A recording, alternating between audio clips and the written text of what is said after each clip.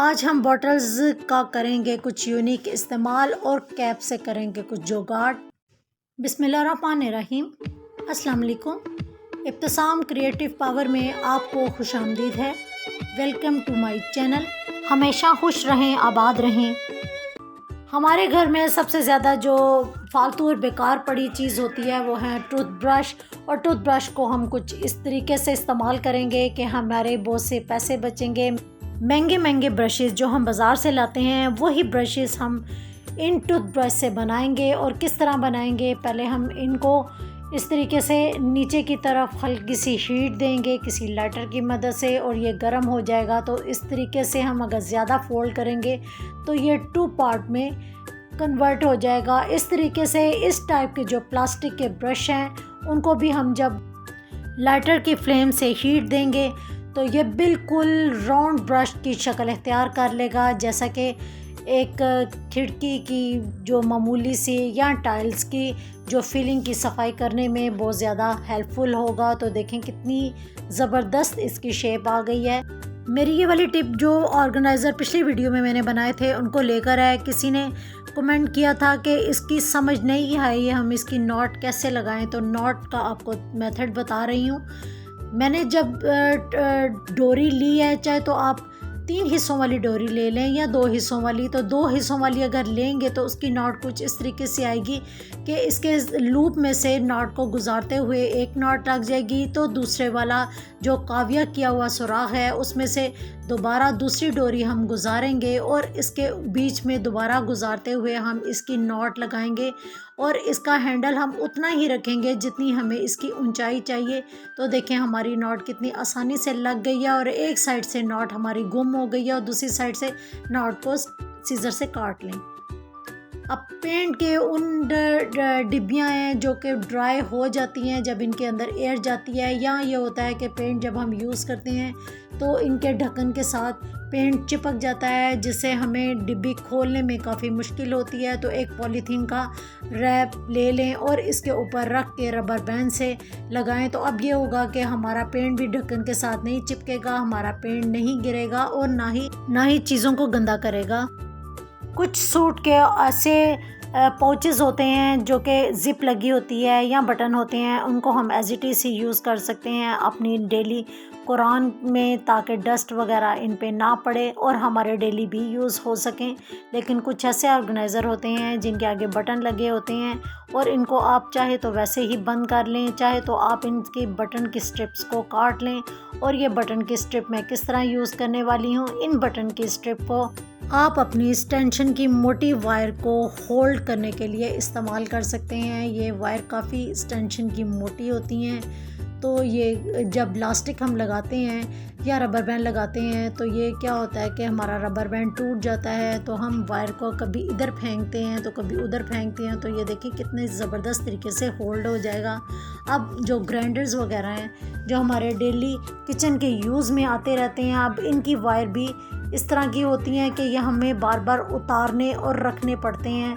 तो वायर हमारी daily use में आती रहती है। इनके लिए एक लाइफ सेविंग एक चीज़ करते हैं, वो ये होगी कि आप इन्हीं स्ट्रिप को ग्लू गन की मदद से एक साइड पे होल्ड कर लें। मैंने स्ट्रिप को दूसरे ग्राइंडर पर भी पेस्ट कर दिया है। तो पेस्ट करने के बाद थोड़ी देर इसको रेस्ट दें ताकि ये अच्छी तरीके से पुख्ता हो जाए। और पुख्ता होने के बाद हम इसके अंदर अपनी वायर को रोल करेंगे और रोल करने के बाद इसको होल्ड कर देंगे और होल्ड करने के बाद हम इसको बटन को बंद कर देंगे। तो देखें हमारी जो वायर है कितने अच्छे तरीके से ऑर्गेनाइज हो गई है और ये एक लाइफ सेविंग टिप हो गई ना। तो देखा ना ये कितनी काम की टिप है। इसी तरीके से हमने जो हैंड ब्लेंडर है उसकी वायर को भी हमने कितने अच्छे तरीके से होल्ड कर लिया और है ना ये काम की टिप।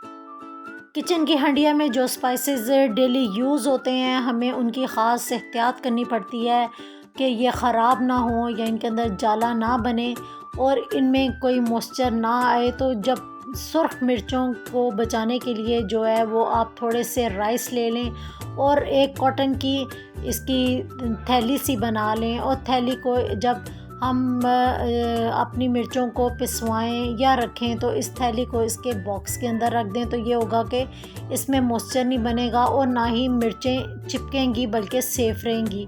नमक के लिए जब मॉइस्चर आता है तो इसके लिए ज़रूरी है कि आप टिशू का एक गोला सा बना लें और एक साइड पे ही ये पड़ा रहेगा, तो इससे होगा कि आपके नमक में भी मॉइस्चर नहीं आएगा, आपका नमक इसी तरीके से ही दानेदार रहेगा और इसमें बिल्कुल भी नमी नहीं आएगी।